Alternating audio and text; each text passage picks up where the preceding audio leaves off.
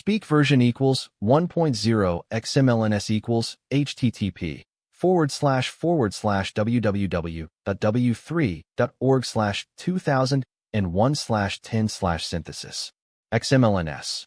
MSDTS equals https://www.w3.org/2001/MSDTS Lang equals NUS. Voice name equals NUS Neural. MSDTS. Express as style equals SAD. Style degree equals 1.8. Prosody rate equals -18%. Pitch equals -10%. I am 91 years old. My wife of 59 years left me last year due to the Alzheimer's we both struggled to hide. I know I'm old-fashioned. Some folks might think this is just a typical old age story, but let me tell you it's far from it. I grew up in a small town in rural Ohio. My parents were simple people, worked hard to survive. My childhood was about helping on our family's farm. No fancy schools, no computers, just us and nature. We knew what was important then: our family, our land, our community. I met my wife, Margaret, at a local high school dance in 1947.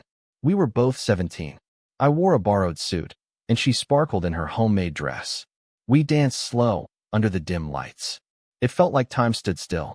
I knew right then I wanted to spend the rest of my life with her. And I did.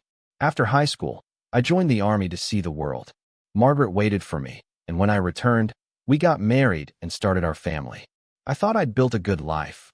A house, kids, a wife who loved me, a job at the local factory. But, as I look back, it was all a facade. I thought success meant owning a bigger house, a fancier car, and having the latest gadgets. But success is just a word. I achieved it, but I wasn't happy. Margaret and I fought all the time, mostly about me being away too much for work. I didn't see the pain I was causing her. I was completely wrong. I spent decades working long hours to provide for my family, but in the end, it was just a lie. We had to mortgage our home 3 times, and our children barely spoke to us. I was chasing a dream, but it wasn't the right one. Nobody told me this. I was too proud to change. They lied to us, saying, "Keep up the good work, and your family will be set for life." They lied to us, saying, "You can buy happiness." I thought it was the truth, but it was a myth. I bought a mansion, a private jet, and expensive suits. But, when I looked around, everyone was just as unhappy as I was. I remember the day Margaret told me she wanted a divorce. I begged her not to, but she said it was too late. She'd spent decades hiding her pain and fear, and now she was breaking free. I was alone for the first time in over 50 years. I thought I'd lost everything: my family, my marriage, my dignity. But one thing remained: the memories. They say time heals all wounds, but it doesn't. You just get used to carrying the pain. That was my reality for years.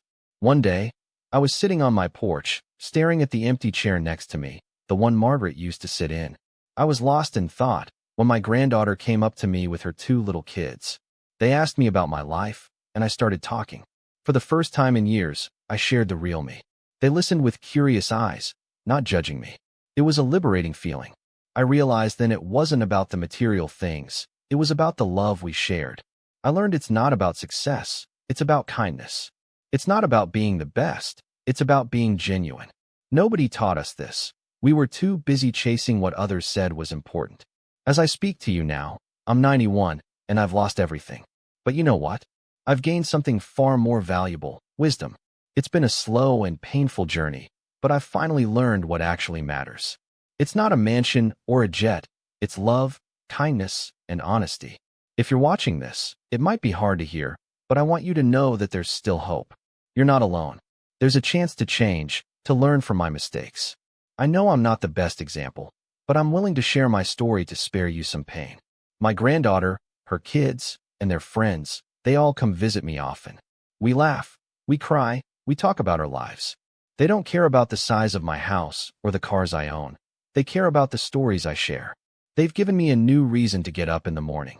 I know my time is short now, but I want to tell you, it's never too late to make a change. If you're still chasing the wrong dream, please wake up. If you're still hurting, please be brave and face it. If this reached your heart, please subscribe. I still have things to say. I'm not asking for your sympathy or your pity. I'm asking for your attention. I'm asking you to listen to the stories of those who've been where you are. I'm asking you to remember what truly matters in life. This may be the only video I ever make, but if it sparks one change in one life, I'll have made a difference.